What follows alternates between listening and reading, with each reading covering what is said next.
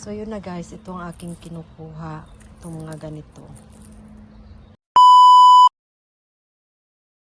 Hello, hi guys. So kukunin ko lang tong mga patay na flowers para lalabas naman yung iba. Samahan nyo na ako guys ha. Yun ang talaga may video ko ngayon. Nandito ako sa labas. So, mag-flower ako dyan sa mga yan. Pero this one, at saka ito, kukuitin ko yung mga patay na para yung iba magbo-blow na naman. Kasi pag yung dead flowers nandito pa, sabi nila, mag-connect daw tapos mamamatay na yung iba. Ewan ko yung sabi nila. So yun na guys, ito ang aking kinukuha, itong mga ganito. Oh.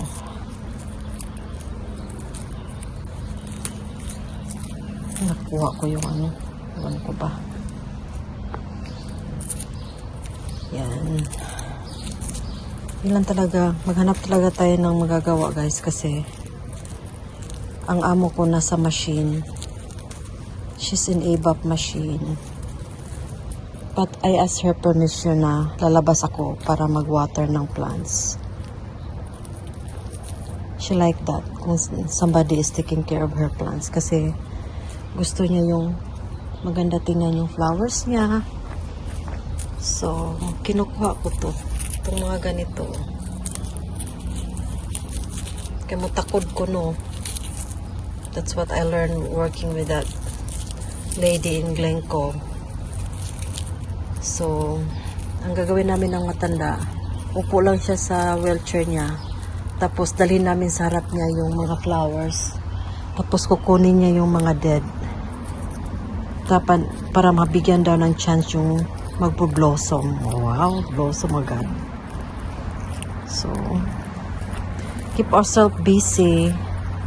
Kahapon Sunday, supposed to be 12 hours lang ako. Pero pina 24 hours ako ng matanda. So ngayon Monday, uwi ako. Kasi bukas na yung aking CT scan. Kasi may pinagdaanan si Minulbi guys. Health-wise. I'm very anxious, depressed. Basta na lang ako iyak. Iwan ko. Maybe because I'm alone, walang sasama sa akin. But that's the reality. Wala yung asawa ko. Nandiyan naman asawa ko sa phone. Naka-video call naman kami. Not physically. Hintay pala talaga namin yung petition niya. Kaya regrets nga ako guys na sana inano ko na lang siya fiancé visa. Nakasama ko na sana siya ngayon. Super excited ako kasi nga first time akong ikasal sa simbahan.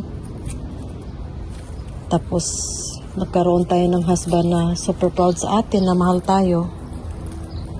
Kaya hindi ko na realize na kailangan magsama kami dito sa US as soon as possible. Yung excitement lang namin at that time is just focusing on our wedding. Hindi namin na-realize yung outcome ba sa mga desisyon. Yung drastic decision is not good. But, solid pa rin naman kami. Sa edad ba naman namin, wala na kaming time sa mga lukuhan. Wala nang time. Wala nang lukuhan-lukuhan kasi matanda na kami ni Ado. So, this is the best time for us. So, yun nga, last year, May of last year, umuwi ako ng Pilipinas kasi graduation ng aking anak na babae. So, ang pinagpiliin ko yung kaibigan ko, best friend ko, tinawag ko na siyang best friend kasi ang tagal na namin magkaibigan, as in, dekada na.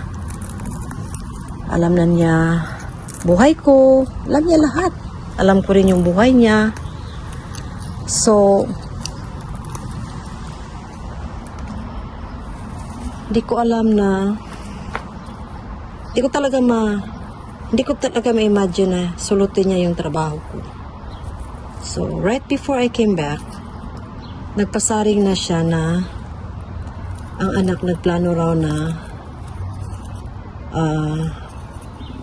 ibalik sa agency. Kasi nga yung long-term care insurance ng aking matanda, kailangan ng agency. Hindi pwedeng yung certification ko lang as a CNA ang kanilang ibigay. Kailangan yung kailangan may agency. So, kasi nga ang laki ng tiwala ko sa aking kaibigan, kasi kaibigan kami, mayaman pa ngayon sa akin eh. So, I would never imagine na sulutin niya ang trabaho ko. Hanggang nangyari na nga ang mangyari na malaman ko, kasi nga yung binigyan ko ng trabaho sa weekend, yung Saturday at Sunday, binigay ko talaga yun sa naging kaibigan ko na rin na taga Iloilo. So, binigay ko sa kanya. So, nakonsensya na raw siya kasi sabi niya, kung sobrang bait ko raw, hindi niya makayanang maharapin ako na hindi ko alam lahat. So, sinabi niya na yung totoo sa akin lahat. And, ang nangyayari, at sinabi niya lahat sa akin ang totoo, na pinaplano daw nung kaibigan ko na paging sa kanya ang trabaho. Kunin niya ang trabaho ko.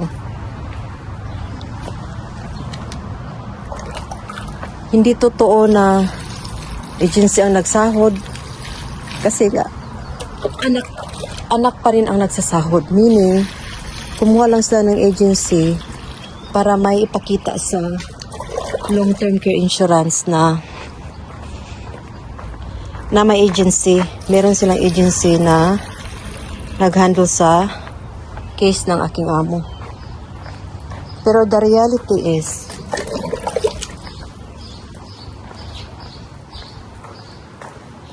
kumikita na siya kasi yung schedule ko, kinuha na niya. Ang ganda ng flower, guys. So, ngayon, ako ang nawala ng trabaho. Nawalan ako ng trabaho. Ang daming nangyayaring masama sa akin last year. Na-scam ako. Right after na hindi na ako nakabalik sa aking amo, doon ako na-scam. So, talagang nade-depress ako. So when my other friend told me the truth, nag-bring back naman yun sa akin yung pagka-scam ko. Sobra talaga yung epekto sa nangyayari sa akin. Grabe talaga yung pain ba. Kasi kung ako talagang, pag akong kaibigan mo, gagawin ko lahat kahit na ano. Mag-uwi nga ako ng Pilipinas, magpadala yan ng luggage, yung para sa kanya lang. So, 2 luggage lang allowed sa aeroplano. So, isa lang ang sa akin dalhin. Kasi nga, okay lang sa akin na kahit na ano, marami naman siyang nagawa sa akin. Alam ko, marami siyang natulong sa akin. Sobrang bait niya sa akin over the years. Kasi nga, magkaibigan kami, dekada eh. So, yun na, sobra akong nasaktan. Nung sinabi sa akin the other day ng aking kaibigan, the whole truth, talagang shock ako kahapon, nag-iyak ako. Alam niyo na yung health ko,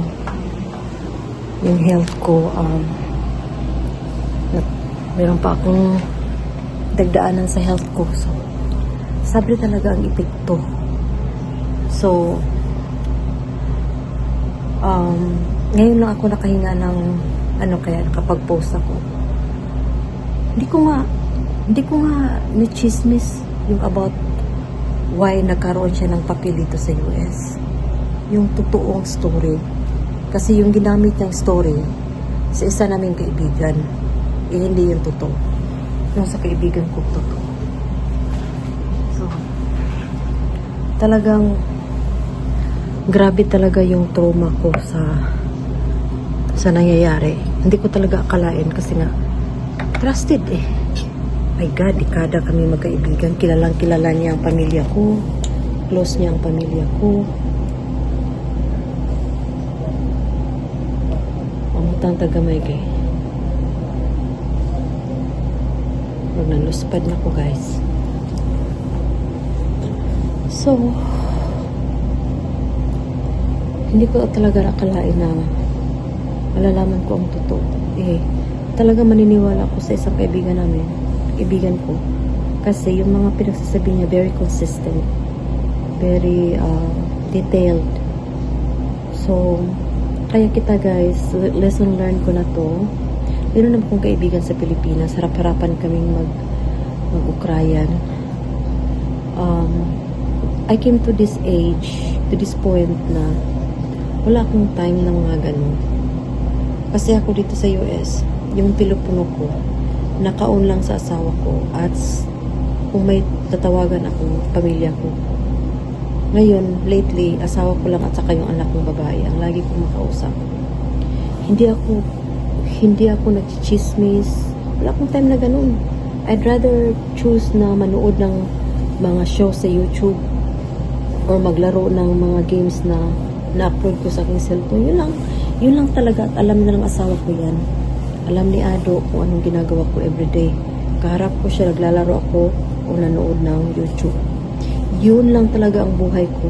Or magnood ako ng mga reels sa mga ibang content creator. Pero yung mag-chismis, wala akong time. At saka, I will be, mayaman yan sa atin. Mas mayaman pa yan sa akin. Tinitingala ko siya, ina-idolo ko siya sa mga lahat ng na-achieve niya over the years na pagtatrabaho dito sa US. So, hindi ko akalain talaga, but it happens now. Tanda-tanda ko na masulot pa ako, may papel pa naman ako. Yung talagang iba talaga pag iba kasi tayo ng isip eh. So, yeah, yun ang nangyayari sa akin. That's my story of my life. So, yun lang guys ang aking ma-share as a caregiver. Nakaupo ako ngayon sa aking trono na may pillow. Kasi masakit to eh, hard. So, nilagyan ko ng pillow yung likod ko. So, yun lang guys. Thank you guys for watching.